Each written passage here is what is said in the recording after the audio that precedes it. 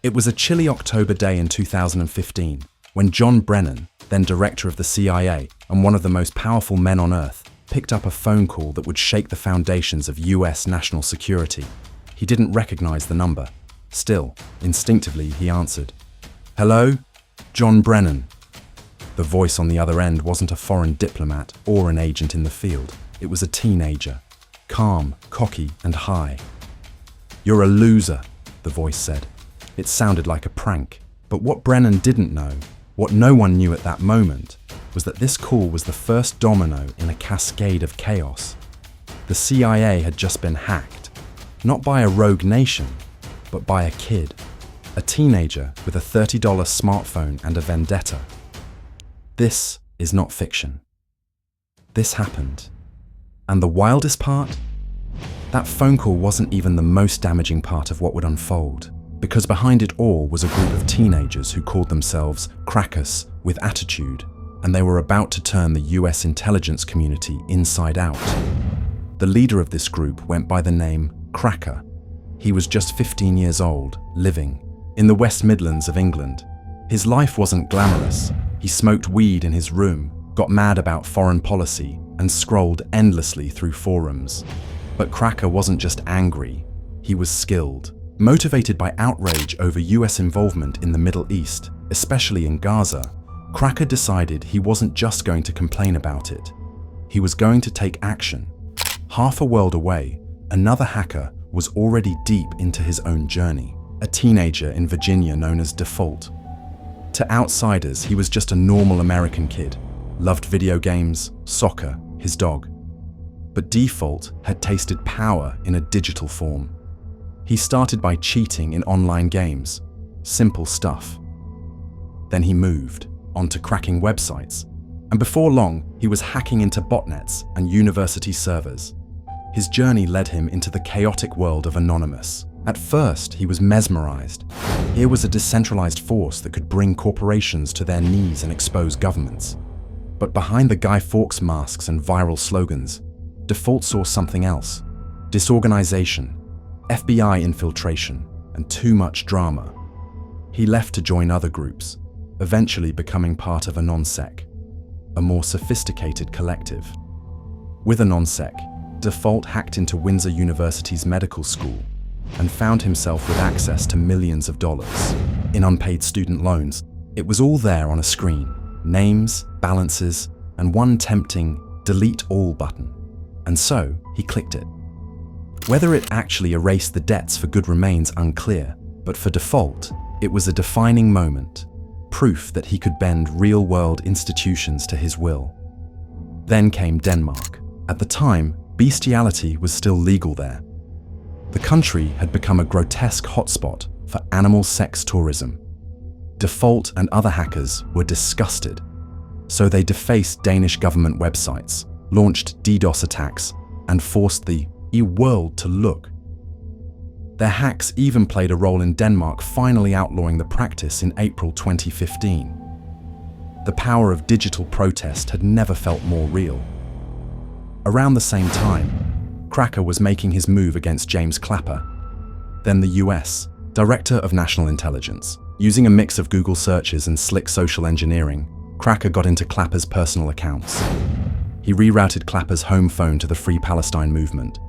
Then he posted the evidence online. That caught Default's eye. He reached out, and soon, the two were collaborating. They shared not just skills, but an ideology: anger at government surveillance, frustration with global injustice, and a desire to hit back where it hurt the most. And there was no better target than John Brennan. Cracker called Verizon, pretending to be an on-site technician helping a customer, John Brennan.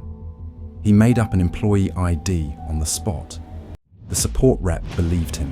Just like that, Cracker had Brennan's private Verizon account info, PIN, and personal email address. He logged in. He was inside the CIA director's AOL inbox. Let that sink in.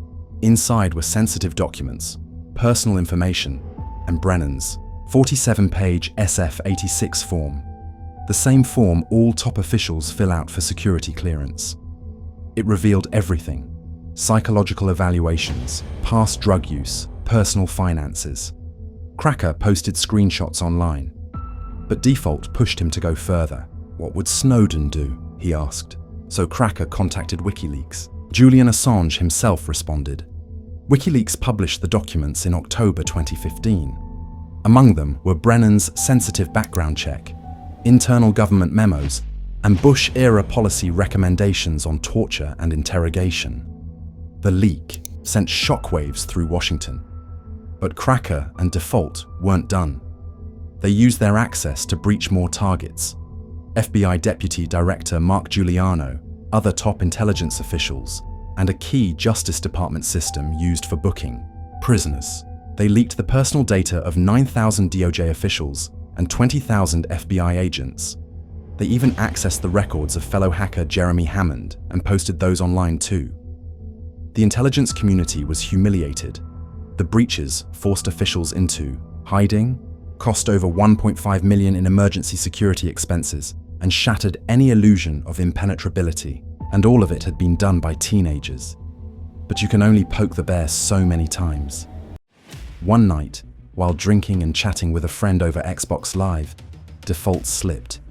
Bragging, drunk, and cocky, he admitted that he was involved in the CIA hack. He didn't think the friend would snitch. He wasn't even sure the friend believed him. But not long after, the FBI came knocking. Actually, they didn't knock. They raided Default's house, guns drawn, just as his encrypted hard drive finished decrypting. They confiscated everything, including a drive with over 1,000 bitcoins on it. Today, that would be worth tens of millions. Default blacked out. In the UK, Cracker was also raided. He became the first miner in British history to be sentenced to prison for hacking. He served 2 years in juvenile detention. Today, he's out, staying quiet, and reportedly working toward a career in cybersecurity. Default wasn't so lucky.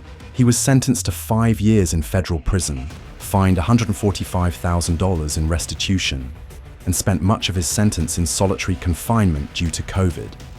During his sentencing, he told the court, "I thought what I was doing was right. But 2 years later, I realized I was completely wrong."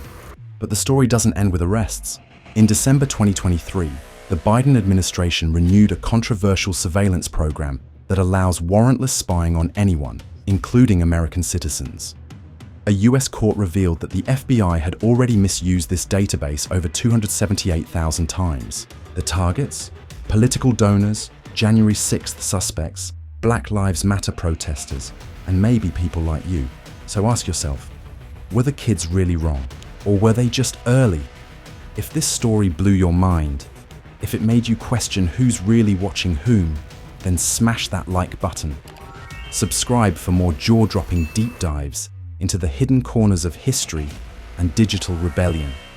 And share this video with someone who still believes teenagers can't change the world. Because sometimes, all it takes is a modem, a motive, and a moment.